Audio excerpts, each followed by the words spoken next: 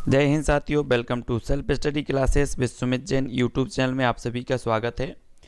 दोस्तों, आज का वीडियो स्टार्ट हो चुका है तो सभी लोग लाइव आ जाएं। आज हम पढ़ने वाले हैं हिंदी पेडागोजी से संबंधित कुछ महत्वपूर्ण प्रश्न और उत्तर। रोज आपकी लाइव क्लास होती है हिंदी पेडागोजी की दोपहर 2:30 बजे, ठीक है।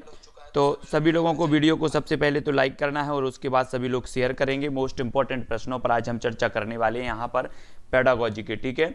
और दोस्तों, जिनने भी अभी तक सब्सक्राइब नहीं किया है वो सब्सक्राइब कर लेना, बेल आइकन को भी दबाना है और बेल आइकन को दबाते वक्त ऑल पर क्लिक करना है, जिससे ऑल वीडियो की इन्फॉर्मेशन आप तक पहुंचेगी, है ना। और स्टार्ट करने वाले हैं आज का वीडियो। जो भी साथी अभी तक टेलीग्राम ग्रुप से नहीं जुड़ पाए हैं वो टेलीग्राम ग्रुप से जुड़ना है। टेलीग्राम ग्रुप से जुड़ने के लिए आपको सर्च करना है IAS स्टडी ट्रैक और ज्वाइन हो जाना है, ठीक है। सभी को आवाज़ करेक्ट आ रही है? सभी को बिल्कुल स्टार्ट करें टेस्ट। सभी लोग तैयार हैं तो स्टार्ट करते हैं आज का ये टेस्ट। सभी को उत्तर देना है और सभी को अपने अपने जो प्रश्न है उनका आकलन करते जाना है, ठीक है, कि आपने कितने प्रश्न सही किए हैं। लास्ट में आप नंबर भी बताएंगे सभी लोग, और जिसकी भी जो शंका होगी, जो भी आपको लगता है डाउट होगा, वो आपका लास्ट में क्लियर किया जाएगा, ठीक है। हाँ, तो आज का हमारा पहला प्रश्न है दोस्तों, पियाजे के अनुसार भाषा अन्य संज्ञानात्मक तंत्रों की भांति परिवेश के साथ खालिस्तान के माध्यम से ही विकसित होती है। तब 4 विकल्प हैं, अंतःक्रिया, सामंजस्य, अलगाव या फिर टकराव। तो सभी लोग उत्तर बताएंगे और 4 विकल्पों में से A, B, C, D सभी को आंसर बताना है। तब आपका आंसर क्या हो जाएगा? तो अधिकांश लोग जो उत्तर बता रहे हैं वो क्या बता रहे हैं? A बता रहे हैं। बिल्कुल आंसर A सही है आपका, ठीक है। A जिन्होंने भी बताया है वो अपना 1 नंबर प्लस कर लेंगे, ठीक है। सभी लोग अपना अपना नंबर जोड़ते जाना ईमानदारी से। पियाजे के अनुसार भाषा अन्य संज्ञानात्मक तंत्रों की भांति परिवेश साथ अंतःक्रिया के साथ माध्यम ही विकसित होती है। तब आपको बताना है व्याकरण शिक्षण की वह पद्धति अपेक्षाकृत अधिक उचित है जिसमें बच्चे नियमों को कंठस्थ कर लेते हैं, बच्चे उदाहरणों से नियमों की ओर जाते हैं, बच्चे नियमों से उदाहरणों की ओर जाते हैं या बच्चे सूत्र का प्रयोग करते हैं। तो प्रश्न क्रमांक 2 का हमें उत्तर बताना है। सभी के लिए जय हिंद, सभी के लिए गुड आफ्टरनून, ठीक है। सभी लोग आंसर बताएंगे। अब व्याकरण शिक्षण की वह पद्धति अपेक्षाकृत अधिक उचित है जिसमें बच्चे क्या करते हैं, सभी को आंसर बहुत अच्छे से बताना है। और आपका जो आंसर हो जाएगा प्रश्न क्रमांक 2 का बिल्कुल राइट आंसर आप लोग बता रहे हैं। बी नंबर जिन्होंने बताया है उनका 1 नंबर और बढ़ता हुआ आपका 1 प्लस हो जाएगा। जिन्होंने भी बी बताया, बी आपका सही होगा, है ना, कि व्याकरण शिक्षण की वह पद्धति अपेक्षाकृत अधिक उचित है जिसमें बच्चे उदाहरणों से नियमों की ओर जाते हैं, क्योंकि व्याकरण एक जटिल विषय है जिसे उदाहरण पद्धति से समझाकर सरल जो है तरीके से समझा जाता है। अगला क्वेश्चन है, उच्च प्राथमिक स्तर पर भाषा सीखने सिखाने की प्रक्रिया में खालिस्तान की उपेक्षा बिल्कुल नहीं की जा सकती। तो किसकी उपेक्षा नहीं की जा सकती? शिक्षक के शास्त्रीय ज्ञान की, बच्चों की भाषिक पृष्ठभूमि की, बच्चों की सामाजिक श्रेणी की, या फिर बच्चों के पाठ्यपुस्तकीय ज्ञान की। तो 4 विकल्पों में से हमें एक उत्तर बताना, बिल्कुल भी नहीं की जा सकती।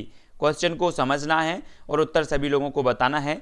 तब जो आपका आंसर हो जाएगा वो क्या हो जाएगा? प्रश्न क्रमांक 3 का जो आंसर होगा साथियों, सभी लोग अच्छे से बताएंगे। आज बिल्कुल आपका पेपर ही हो रहा है, मान के चलो पेडागोजी का, है ना। और पेडागोजी के पेपर में सभी के अच्छे नंबर आने चाहिए। और प्रश्न क्रमांक 3 का आपका उत्तर होगा बी, यानी कि बच्चों की पृष्ठभूमि की, बच्चों की जो भाषिक पृष्ठभूमि है उसकी बिल्कुल भी क्या नहीं हो सकती? उपेक्षा नहीं की जा सकती। तो आपका बी नंबर बिल्कुल सही हो जाएगा। जिन्होंने भी बी बताया है वो अपना 1 नंबर प्लस करेंगे।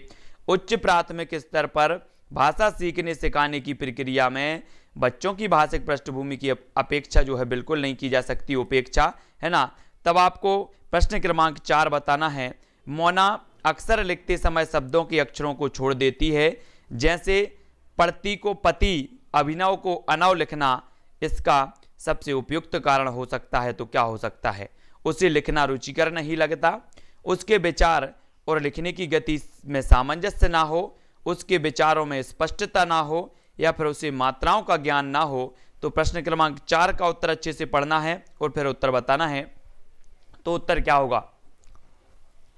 सभी लोग बताएंगे। तो अधिकांश लोग उत्तर बता रहे हैं बी, लेकिन इसका जो सही उत्तर होगा वो होगा सी, यानी कि उसके विचारों में स्पष्टता ना हो। स्पष्टता ना हो यानी कि सी नंबर आपका सही हो जाएगा, ठीक है। कैसे होगा? देखो, यदि मोना पढ़ती तो पढ़ती को पति तथा अभिनव को अनव आदि लिखती है तो इसका कारण उसके विचारों में स्पष्टता का ना होना है। ठीक है, तो आपका सी नंबर आपका बिल्कुल सही होगा, सी नंबर। ठीक है, विचारों में स्पष्टता नहीं है इसलिए सी नंबर आपका सही हो जाएगा। अगला क्वेश्चन देख लो। रूपा बड़े समूह के सामने अपनी बात कहते समय अटकती है ना। एक शिक्षक के रूप में आप उसकी सहायता कैसे करेंगे, हमें बताना है। प्रारंभ में छोटे समूह में बात करने के भरपूर अवसर देंगे या फिर उसे बार बार समझाएंगे कि बड़े समूह में किस तरह बोला जाता है, या उसमें बलपूर्वक आत्मविश्वास उत्पन्न करेंगे, या उसे हमेशा समूह के सामने बोलने के लिए कहेंगे। तो प्रश्न को अच्छे से समझना है और फिर उत्तर लगाना है कि रूपा बड़े समूह के सामने अपनी बात कहते समय क्या करती है, अटकती है। एक शिक्षक के रूप में आप उसकी सहायता कैसे करेंगे, तब आपका जो आंसर होगा वो क्या होगा।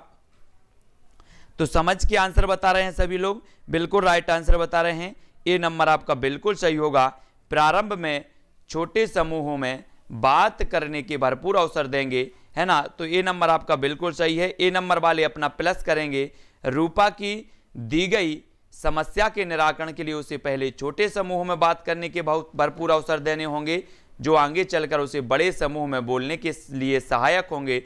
तब अगला क्वेश्चन है कि अपनी कक्षा में समावेशी माहौल का निर्माण करने के लिए आप किस बात को सबसे अधिक महत्वपूर्ण मानते हैं। अधिक महत्वपूर्ण यहाँ पर किया गया है। तो विभिन्न प्रकार के दृश्य श्रव्य साधनों का सदैव अनिवार्य प्रयोग, स्वयं के बोलने की गति को बहुत धीमा रखना, सभी बच्चों से सभी भाषिक प्रकारों को समान रूप से संपादित करवाना, या फिर विभिन्न प्रकार के दृश्य श्रव्य साधनों का आवश्यकता अनुसार उचित प्रयोग। तो उत्तर क्या होगा प्रश्न क्रमांक 6 का। सभी लोगों को प्रश्न को समझना है फिर उत्तर बताना है। तो आपका जो प्रश्न 6 का उत्तर हो जाएगा, अधिकांश लोगों ने बिल्कुल आंसर सही बताया है कि डी नंबर आपका सही होगा, डी नंबर। ठीक है, विभिन्न प्रकार के दृश्य श्रव्य साधनों का आवश्यकता अनुसार उचित प्रयोग आपका सही हो जाएगा। ठीक है, कक्षा में समावेशी माहौल का निर्माण करने के लिए विभिन्न प्रकार के दृश्य श्रव्य साधनों का आवश्यकता अनुसार उचित प्रयोग आपका सही होगा। प्रश्न क्रमांक 7 का उत्तर बताना है। 8वीं कक्षा के बच्चों के भाषा आकलन के लिए आप किसे सबसे कम महत्वपूर्ण मानते हैं। कम महत्वपूर्ण बताना है। किसी कहानी को नाटक में रूपांतरित करना, साहित्यिक समारोहों का आयोजन करना, लिखित परीक्षाओं का आयोजन करना, या फिर किसी विषय पर अपने विचार प्रकट करना। भाषा आकलन के लिए आप किसे सबसे कम महत्वपूर्ण मानते हैं। सबसे कम महत्वपूर्ण यहाँ पर है, महत्वपूर्ण तो पूरे हैं लेकिन सबसे महत्वपूर्ण कम महत्वपूर्ण कौन सा है, तब आपका आंसर क्या होगा। भाषा आकलन के लिए, तो भाषा आकलन के लिए आपका जो उत्तर हो जाएगा वो क्या हो जाएगा। हमें भाषा आकलन के लिए बताना है, यहाँ पर उत्तर को प्रश्न को समझना है फिर उत्तर बताना है। अधिकांश लोगों ने सी बता दिया लेकिन इसका उत्तर है बी, साहित्यिक समारोहों का आयोजन। ये भाषा आकलन के लिए सबसे कम महत्वपूर्ण है, यानी कि जो बी नंबर है वो आपका सही होगा। जिन्होंने भी बी बताया है उनका आंसर बिल्कुल सही है। 1 नंबर अपने स्कोर में प्लस करेंगे वो। ठीक है, दी गई अन्य बातों की अपेक्षा साहित्यिक समारोह का आयोजन करना सबसे कम महत्वपूर्ण होगा। सतीश 7वीं कक्षा का विद्यार्थी है। वह निबंध लिखते समय कुंजी या गाइड से रटी हुई भाषा का प्रयोग करता है। इसके कारणों में सबसे कमजोर कारण हो सकता है तो कौन हो सकता है। उसकी लिखित भाषा में पकड़ नहीं है, उसमें विचार करने का सामर्थ्य नहीं है, सृजनात्मक लेखन की शिक्षण पद्धति उचित नहीं है, या और उसकी मौखिक भाषा बेहद कमजोर है। तो सबसे कमजोर कारण कौन सा होगा। प्रश्न को अच्छे से समझना है कि जो है निबंध या गाइड का प्रयोग करता है वह, तो इसके कारणों में सबसे कमजोर कारण कौन सा हो सकता है। देखो, उसकी लिखित भाषा पर पकड़ नहीं है, ये तो बिल्कुल सही है, ये तो महत्वपूर्ण है। उसमें विचार करने का सामर्थ्य नहीं है, बिल्कुल सही है। सृजनात्मक लेखन की शिक्षण पद्धति उचित नहीं है, बिल्कुल सही है। उसकी मौखिक भाषा बेहद कमजोर है, ये वाला आपका सबसे कमजोर पक्ष है, यानी कि डी नंबर आपका सही हो जाएगा। ठीक है, ये थोड़ा सा कमजोर आपका हो जाएगा। हैं पूरे महत्वपूर्ण है ना, लेकिन आपका डी नंबर जो है वो आपका सबसे कमजोर होगा। ठीक है, बहुत बढ़िया। डी नंबर जिन्होंने बताया है वो 1 नंबर अपना प्लस करेंगे। सतीश की मौखिक भाषा बेहद कमजोर होना दिए गए कारणों में सबसे कमजोर कारण हो सकता है। अगला क्वेश्चन है, उच्च प्राथमिक स्तर पर हिंदी भाषा शिक्षण का एक सर्वाधिक महत्वपूर्ण उद्देश्य क्या होता? उच्च माध्यमिक स्तर पर, है ना, बच्चों में कहानियों को शब्दशः दोहराने की क्षमता का विकास करना, बच्चों को व्याकरण के नियमों को कंठस्थ करवाना, बच्चों को पाठों के अंत में दिए गए उदाहरणों का अभ्यास करवाना, या फिर बच्चों में समझ के साथ पढ़ने और लिखने की क्षमता का विकास करना।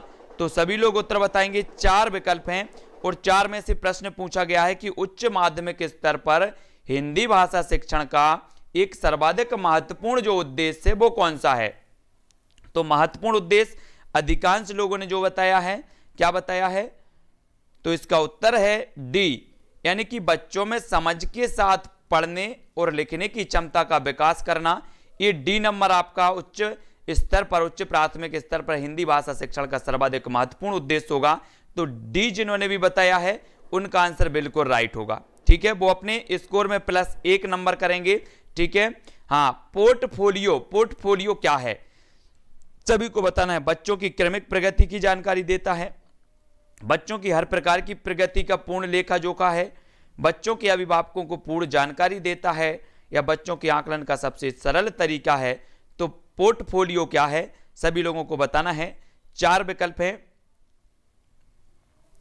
4 में से एक आंसर हमें बताना है। सभी लोग अच्छे से उत्तर बताएंगे पोर्टफोलियो के बारे में, और इसका जो आपका आंसर हो जाएगा प्रश्न क्रमांक 10 का, साथियों ए आंसर होगा ए, यानी कि बच्चों की क्रमिक प्रगति की जानकारी देता है। बच्चों की क्रमिक, है ना, क्रम से इसकी प्रगति की जानकारी देता है ये पोर्टफोलियो। ठीक है, यानी कि विकल्प नंबर जो आपका ए है वो राइट आंसर होगा।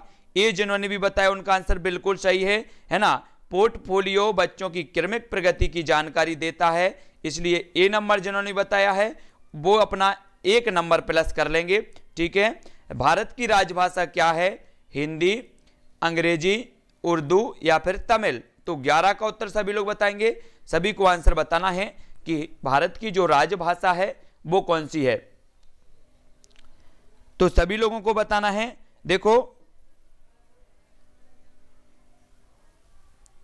बिल्कुल राइट आंसर, यानी कि जो भारत की राजभाषा है वो हिंदी भी है और अंग्रेजी भी राजभाषा है ना।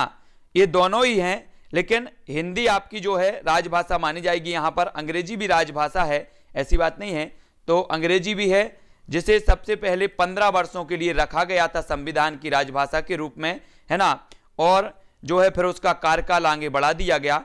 तो अंग्रेजी भी है और हिंदी भी है, सभी को याद रख लेना है। ठीक है, भारत की राजभाषा। अगला देख लेते हैं, भारत की राजभाषा हिंदी है क्योंकि संविधान द्वारा इसे राजभाषा की मान्यता है। अंग्रेजी भी है, ये चीज भी याद रखनी है। वर्तनी की दृष्टि से कौन सा शब्द शुद्ध है? प्राणीबंध, प्राणीवृंद, प्राणीवृंद, प्राणीवृंद या फिर प्राणीवृंद? तो ये 4 हैं। वर्तनी की दृष्टि से हमें शुद्ध शब्द बताना है। 4 में से एक आंसर क्या होगा? तो सभी लोग बताएंगे, अच्छे से बताना है, सोच समझ के बताना है। सबसे पहले तो यही कि प्राणी कैसे लिखा जाता है, प्राणी जो है वो शुद्ध कैसे लिखा जाता है, यहीं पर आपको पकड़ में आ जाएगा सारा। तो प्राणीवृंद जो आपका सही होगा वो कौन सा होगा? ए नंबर का सही होगा। प्राणीवृंद जो है, ए नंबर जिन्होंने बताया है वो अपना 1 नंबर प्लस कर लेंगे, एक स्कोर आपका बढ़ता हुआ। ठीक है, 1 नंबर। वृंद शब्द एक प्रत्यय है जो किसी जाति के समूह की ओर निर्दिष्ट करता है। प्राणी के साथ वृंद लगने पर प्राणी वृंद बनता है, यानी ए नंबर आपका बिल्कुल सही हो जाएगा। ठीक है, ए जिन्होंने भी लगाया उनका आंसर बिल्कुल सही है। बच्चों में सृजनात्मक अभिव्यक्ति का विकास करने के लिए सर्वश्रेष्ठ विधि कौन सी है? पढ़ी गई कहानी को संक्षेप में लिखना, भूकंप आने पर जो तबाही हुई उसके बारे में अपने अनुभव लिखना, 2 दिन के अवकाश के लिए पत्र लिखवाना, या फिर मेरे आदर्श विद्यालय पर निबंध लिखना। बच्चों में सृजनात्मक अभिव्यक्ति को बताना है आपको। सृजनात्मक अभिव्यक्ति का विकास करने के लिए सर्वश्रेष्ठ विधि कौन सी मानी जाएगी?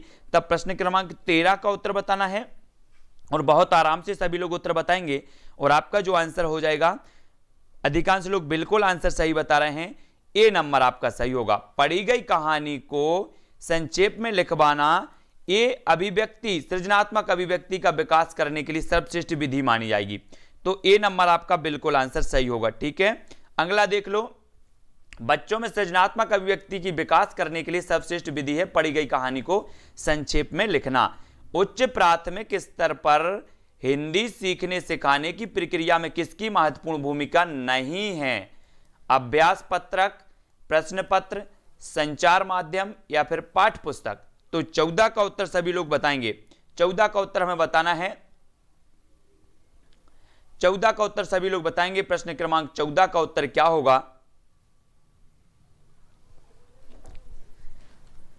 उच्च प्राथमिक स्तर पर हिंदी सीखने सिखाने की प्रक्रिया में किसकी महत्वपूर्ण भूमिका नहीं है?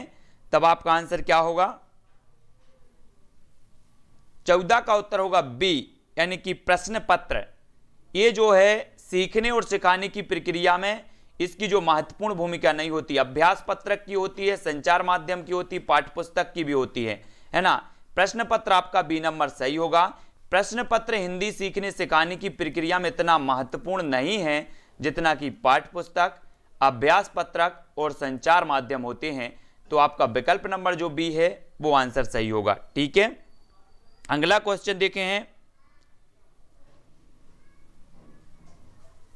है ना, याद रख लेना। अगला देख लो, सांस्कृतिक पर्वों के दौरान कक्षा में लोकगीतों की प्रस्तुति का आयोजन करने का उद्देश्य है तो क्या है?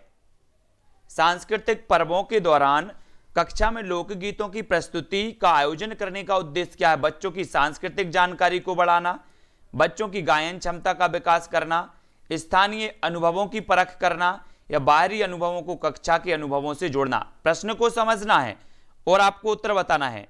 देखो, जो लोकगीत होते हैं ये हमारी संस्कृति के आधार होते हैं, है ना। तो आपको उत्तर बहुत आराम से देना है, समझ करके देना है कि जब कक्षा में अगर लोकगीत की प्रस्तुति हो रही है तब इसका जो उद्देश्य होगा वो क्या होगा?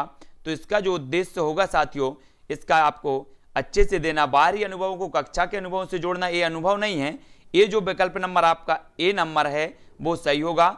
बच्चों की सांस्कृतिक जानकारी को बढ़ाना, ए नंबर आपका सही होगा।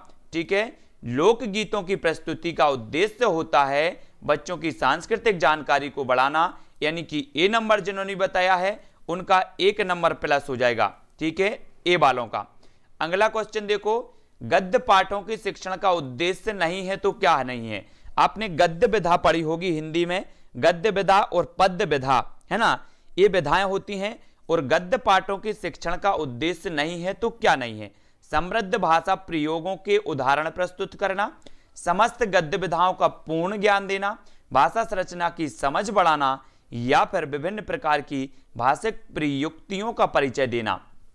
तो सभी लोग बताएंगे। हाँ, देख लिया सबने, तो सभी लोग ईमानदारी से बताएंगे, लेकिन कोई दिक्कत वाली बात नहीं है। गद्य पाठों के शिक्षण का उद्देश्य नहीं है तो क्या नहीं है? तब आपका आंसर क्या हो जाएगा कि समस्त गद्य विधाओं का पूर्ण ज्ञान। देखो, पूर्ण ज्ञान नहीं हो सकता, बी नंबर आपका बिल्कुल चाहिए। जिन्होंने भी बी बताया है वो ईमानदारी से अपना 1 नंबर प्लस कर लेंगे अपने स्कोर में। समस्त गद्य विधाओं का पूर्ण ज्ञान देना गद्य पाठों के शिक्षण का उद्देश्य नहीं है, तो ये आपका बिल्कुल राइट आंसर होगा। अगला देख लो, भाषा अर्जन और भाषा अधिगम में अंतर का आधार नहीं है तो क्या नहीं है? भाषा अर्जन और भाषा अधिगम में अंतर का आधार नहीं है बताना है। सांस्कृतिकता, कुशलता, स्वाभाविकता या फिर सहजता? तो क्या नहीं है? सभी लोगों को प्रश्न को अच्छे से पढ़ना है, फिर समझना है। भाषा अर्जन और भाषा अधिगम में अंतर का आधार नहीं है तो क्या नहीं है? तब आपका जो आंसर हो जाएगा क्या होगा? सभी लोगों को अच्छे से देना है। देखो, यहां पर कुशलता तो है आपका, स्वाभाविकता भी है, सहजता भी है, लेकिन भाषा अर्जन और भाषा अधिगम में जो अंतर का आधार नहीं है वो सांस्कृतिकता नहीं है, यानी विकल्प नंबर जो ए होगा वो आपका सही होगा। ए नंबर जिन्होंने बताया है उनका आंसर बिल्कुल सही होगा। ठीक है, कुशलता है, स्वाभाविकता भी है, सहजता भी है, लेकिन ये सांस्कृतिकता, इसमें अंतर का आधार नहीं होगा। ए नंबर आपका बिल्कुल राइट आंसर होगा। अगला क्वेश्चन देखो, समृद्ध बाल साहित्य का सबसे महत्वपूर्ण उद्देश्य है तो क्या है? नैतिक मूल्यों का विकास, भाषा संरचना का विकास, कल्पना शक्ति का विकास या सृजनात्मक भाषा प्रयोग का विकास? तो समृद्ध बाल साहित्य का सबसे महत्वपूर्ण उद्देश्य क्या है? 4 विकल्प हैं, 4 में से एक आंसर बताना है। सभी लोग बताएंगे एक आंसर, उत्तर क्या होगा। लास्ट में सभी को अपना अपना स्कोर बताना है। आपका आंसर हो जाएगा प्रश्न क्रमांक 18 का बी, भाषा संरचना का विकास। समृद्ध बाल साहित्य का सबसे महत्वपूर्ण उद्देश्य है, तो वो क्या है? भाषा संरचना का विकास, यानी बी नंबर आपका सही हो जाएगा। बी नंबर, जिन्होंने भी बी बताया है वो बिल्कुल सही होगा। ठीक है, भाषा संरचना का विकास ये इसका उद्देश्य होता है। समृद्ध बाल साहित्य का सबसे महत्वपूर्ण जो उद्देश्य होता है वो भाषा संरचना का विकास है। उद्देश्य तो सारे होते हैं, लेकिन सबसे महत्वपूर्ण की अगर बात आती है तो भाषा संरचना का विकास ये सबसे महत्वपूर्ण उद्देश्य माना जाएगा। तब अगला क्वेश्चन देखेंगे, भाषा शिक्षण की भूमिका में महत्वपूर्ण यह है कि वह पाठ्य पुस्तक आधारित आकलन के स्थान पर स्वयं बहुविकल्पीय प्रश्न तैयार करें, पाठ्य पुस्तक को ही आकलन का एकमात्र आधार माने, पाठ्य पुस्तक को समय सीमा के भीतर पूर्ण करा दें, या फिर पाठ्य पुस्तक की सीमा से स्वतंत्र होकर विविध संदर्भों में भाषा प्रयोग को महत्व दें। तो आपका भाषा शिक्षक की भूमिका में महत्वपूर्ण क्या है? 19 का उत्तर सभी लोग बताएंगे। जो 19 है, 19 का आंसर क्या हो जाएगा? थोड़ी सी आराम से आंसर बताना है, जल्दबाजी कोई नहीं है, प्रश्न को समझना है, गलत नहीं होना चाहिए। तब आपका बिल्कुल आंसर हो जाएगा डी। जिन्होंने भी बताया उनका आंसर बिल्कुल राइट है। ठीक है, बहुत बढ़िया। डी नंबर वाले अपना 1 नंबर प्लस कर लेंगे। भाषा शिक्षक की भूमिका में महत्वपूर्ण यह है कि वह पाठ्य पुस्तक की सीमा से स्वतंत्र होकर विभिन्न संदर्भों में भाषा प्रयोग को महत्व दे।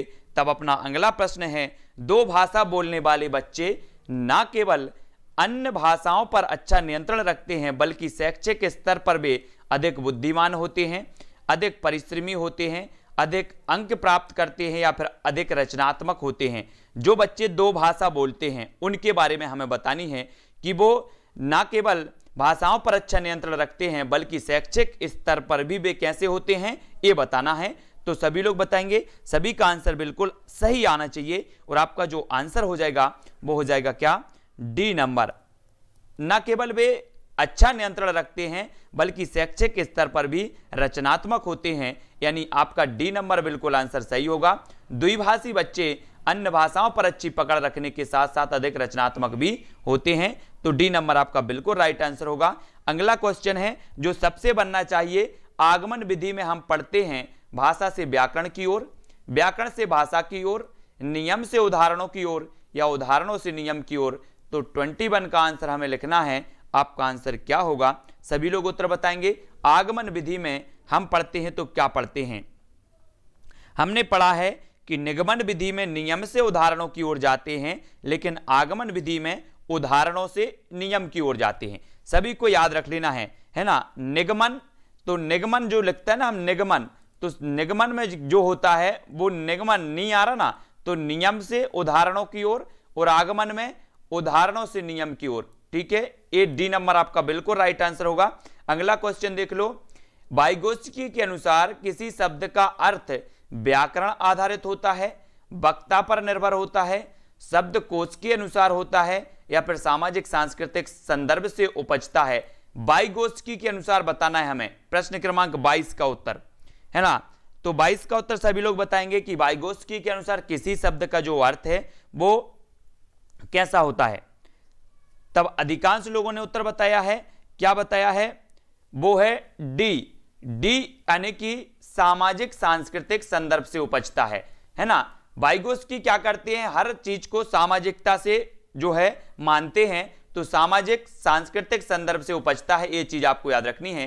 किसी शब्द का अर्थ सामाजिक सांस्कृतिक संदर्भ से उपजता है, यह वाइगोत्स्की ने कहा है। अगला क्वेश्चन देखो, हिंदी भाषा की कक्षा में एक बच्चा बोलते समय अपनी मातृभाषा के शब्दों का प्रयोग करता है, ऐसी स्थिति में आप क्या करेंगे? आप क्या करेंगे सभी को बताना है। उसे टोकेंगे, उसकी मातृभाषा के शब्दों के स्थान पर हिंदी के शब्दों का प्रयोग दृढ़ता से करवाएंगे, उसकी भाषिक अभिव्यक्ति पर ध्यान नहीं देंगे और पाठ जारी रखेंगे, उसे टोकेंगे नहीं और उसकी मातृभाषा शब्दों के स्थान पर हिंदी के शब्दों का प्रयोग कर वाक्य को दोहराएंगे, या फिर उसे टोकेंगे नहीं और उसकी मातृभाषा के शब्दों का ही प्रयोग स्वयं भी करेंगे। तब आपका 23 का उत्तर बताना है, सटीक आंसर बताना है, सभी लोगों को समझ के बताना है आपका आंसर क्या होगा। तो बिल्कुल राइट आंसर आ रहा है, अधिकांश लोगों ने बिल्कुल सही बताया है। उसका जो आपका आंसर होगा 23 का होगा सी, उसे टोकेंगे नहीं और उसकी मातृभाषा शब्दों के स्थान पर हिंदी के शब्दों का प्रयोग कर वाक्यों को दोहराएंगे, यानी कि सी नंबर आपका सही हो जाएगा। जिन्होंने भी सी बताया है उनका आंसर बिल्कुल सही हो जाएगा, है ना। यदि कक्षा में कोई बच्चा अपनी मातृभाषा का प्रयोग कर रहा है तो शिक्षक के नाते उसे टोकना नहीं चाहिए, बल्कि मातृभाषा के स्थान पर हिंदी के शब्दों का प्रयोग करके वाक्य दोहराना चाहिए। ये आपका बिल्कुल सही होगा, है ना। अगला क्वेश्चन है, निम्नलिखित वाक्य में रिक्त स्थानों के लिए उपयुक्त शब्दों वाला विकल्प चुनिए। खालिस्तान में बोली जाने वाली खालिस्तान के बीच और पड़ोसी की भाषाओं तथा खालिस्तान में प्रयुक्त की जाने वाली भाषा के बीच के फासले को काटने का भरपूर प्रयास किया जाना चाहिए। तब हमें भरना है विकल्प को, ठीक है। कैसे भरना है? घर में बोली जाने वाली, या फिर समुदाय में बोली जाने वाली, स्कूल में बोली जाने वाली, या फिर घर में। तो इस प्रकार से थोड़ा सा आप टाइम लेकर के उत्तर बताना है, ठीक है। कोई जल्दबाजी नहीं है, बिल्कुल आराम से रिक्त स्थानों को भरना है। तो आपका 24 का जो आंसर हो जाएगा, जो अधिकांश लोग उत्तर बता रहे हैं, बहुत बढ़िया आंसर आपका बिल्कुल सही होगा ए नंबर। ए जिन्होंने बताया है उनका आंसर बिल्कुल सही है कि घर में बोली जाने वाली समुदाय के बीच और पड़ोसी की जो है तथा पाठ्य पुस्तक में प्रयुक्त की जाने वाली भाषा के बीच के फासले को काटने का भरपूर प्रयास किया जाना चाहिए। तो ए नंबर आपका सही हो जाएगा। जिन्होंने भी ए बताया है वो अपना 1 नंबर प्लस कर लेंगे। भाषा का पोर्टफोलियो हो सकता है तो क्या हो सकता है? 25 का उत्तर बताना है। अभी हमने पोर्टफोलियो के बारे में पढ़ा था कि पोर्टफोलियो क्या है। हमने पढ़ा था कि क्रमिक प्रगति का ज्ञान, क्रमिक प्रगति का ज्ञान जो हमें देता है वो पोर्टफोलियो है। अब आपको बताना है कि भाषा का पोर्टफोलियो क्या हो सकता है। प्रपत्रों का आकर्षक संग्रह, परियोजना कार्यों का संगठित संग्रह, प्रश्नानुसार लिखित उत्तरों का संग्रह, प्रपत्रों का संगठित और क्रमबद्ध संग्रह। तब आपको 4 विकल्प हैं और 4 में से आपको उत्तर बताना है। किसी भी भाई का गलत आंसर नहीं आना चाहिए, सभी का आंसर सही आना चाहिए, क्योंकि एक बार हम पढ़ भी चुके हैं इसको। तो उत्तर आपका क्या हो जाएगा? विकल्प नंबर जो आपका डी है कि प्रपत्रों का संगठित और क्रमबद्ध संग्रह, ये जो है भाषा का पोर्टफोलियो हो सकता है। तो डी नंबर आपका बिल्कुल सही है। डी जिन्होंने बताया है वो 1 नंबर अपने स्कोर में प्लेस कर लेंगे, ठीक है। अगला क्वेश्चन देखो, आकलन एक सतत प्रक्रिया है, इसका प्राथमिक उद्देश्य है तो क्या है? सभी लोग बताएंगे। प्रविधि, पाठ्य पुस्तक, शिक्षा कोर्स, विद्यार्थी में सुधार का अवलोकन, प्रविधि, सामग्री, शिक्षक और कक्षा कार्य निष्पादन में सुधार की प्रतिपुष्टि, विषय वस्तु, शिक्षण पाठ्य सामग्री और प्रशिक्षण में सुधार की प्रतिपुष्टि, या फिर विषय वस्तु, पाठ्य पुस्तक, शिक्षक और कक्षा में सुधार का समर्थन। तो सभी लोग बताएंगे। 4 विकल्प हैं, 4 में से एक उत्तर हमें बताना है। जिसका जो भी डाउट होता है वो कक्षा के अपनी बाद में आपको 5 मिनट दिए जाते हैं, उस संबंध में आप जो भी अपने विचार प्रेषित करना चाहते, जो भी बोलना चाहते वो बता सकते हैं, ठीक है। और सभी के नाम भी 5 मिनट में लिए जाते हैं। तो 26 का आंसर क्या हो जाएगा?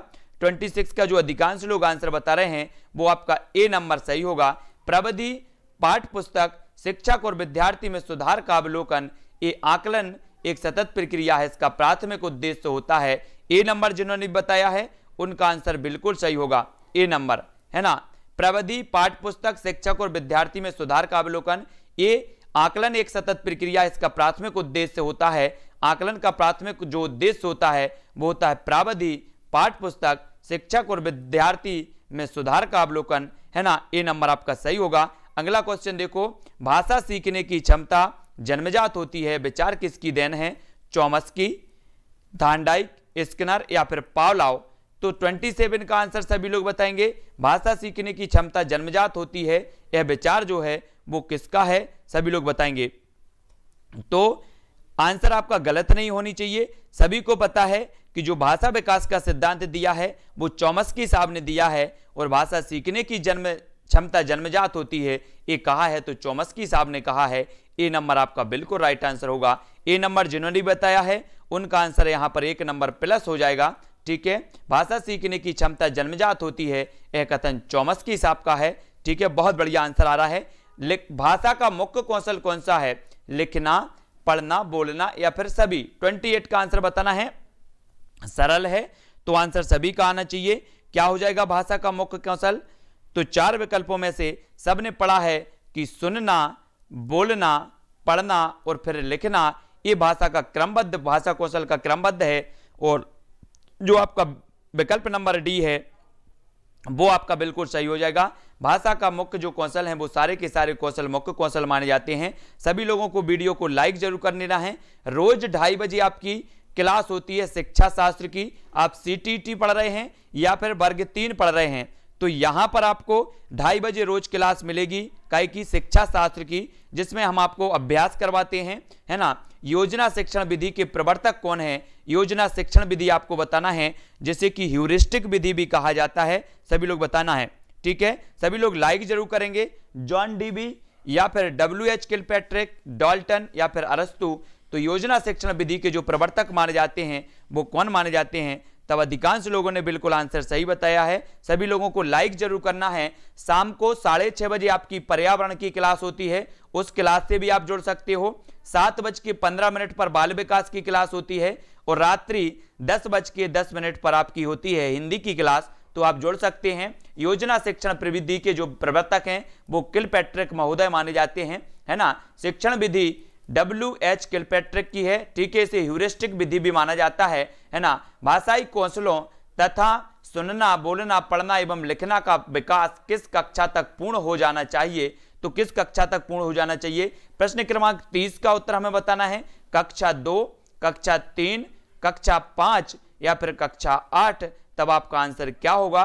भाषाई कौशलों तथा सुनना, बोलना, पढ़ना और लिखना, ये इनका बिल्कुल क्रम है। सबसे बालक पहले सुनना सीखता है, फिर बोलता है, फिर पढ़ने लगता है और अंत में लिखने लगता है। क्रम भी पूछा जाता है कि भाषाई कौशल का सही क्रम क्या है, तब आपको ये चीज भी पता होनी चाहिए। और कक्षा 5 तक यानी कि जो कौशलों का विकास है वो पूर्ण हो जाना चाहिए, यानी कि सी नंबर आपका बिल्कुल सही है। जिन्होंने भी सी बताया है वो अपने स्कोर में +1 कर लेंगे, आपका 1+ स्कोर हो जाएगा, ठीक है। हाँ, बहुत बढ़िया। तो आज हमने 30 प्रश्नों पर यहां पर चर्चा की है। पेडागोजी की प्लेलिस्ट बनी है, प्लेलिस्ट में जाकर के आप देख सकते हो, ठीक है। पर्यावरण के लगभग 80 वीडियो मैंने डाल दिए हैं, वो भी आप देखकर प्लेलिस्ट में जाएंगे। 80 वीडियो आपके लिए उपलब्ध हैं पर्यावरण में। बाल विकास के लगभग 47 वीडियो हैं प्लेलिस्ट में, है ना। मैथ की आपकी पेडागोजी के 10 वीडियो हैं, वो भी आप देख सकते हैं। पर्यावरण की पेडागोजी के वीडियो हैं और हिंदी की पेडागोजी के वीडियो हैं।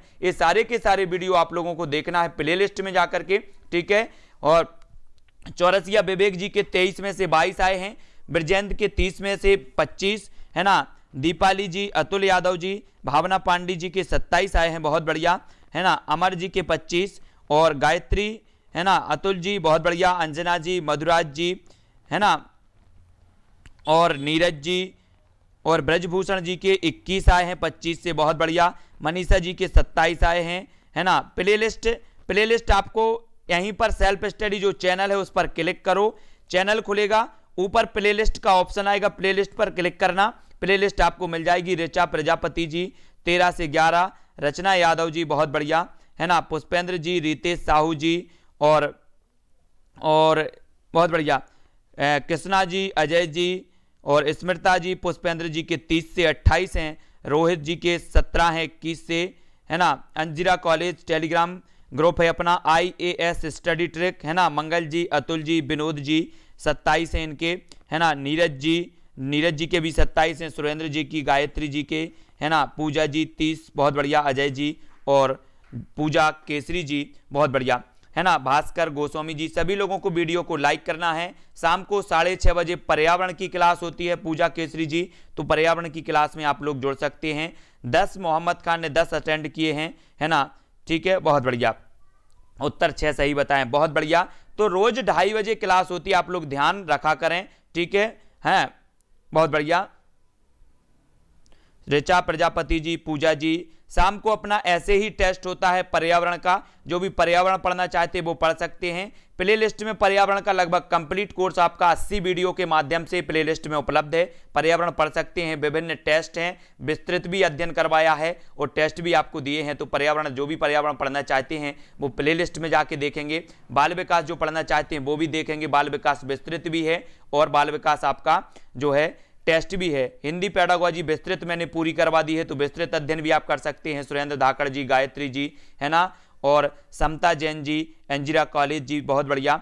सभी को धन्यवाद। सभी लोग वीडियो को लाइक करेंगे, सभी को शेयर भी करना है ना, और अपनी चैनल को सब्सक्राइब भी कर लेना है। जो भी टेलीग्राम ग्रुप से जुड़ना चाहते हैं वो टेलीग्राम ग्रुप में जुड़ जाएंगे। पीडीएफ टेलीग्राम में अब हम सेंड कर देंगे, ठीक है, बहुत बढ़िया।